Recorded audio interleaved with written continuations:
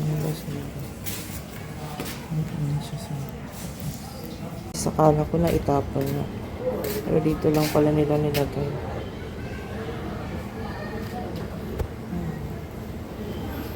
Ito yan.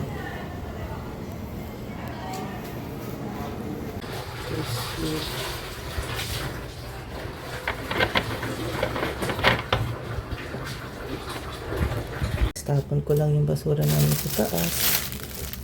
Ito yung basura namin sa taas. Tapon ko lang.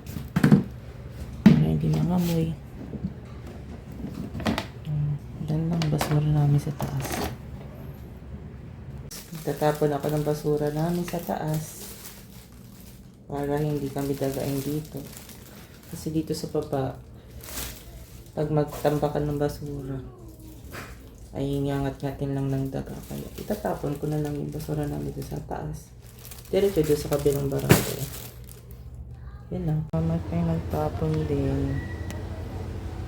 Ay nagtapon.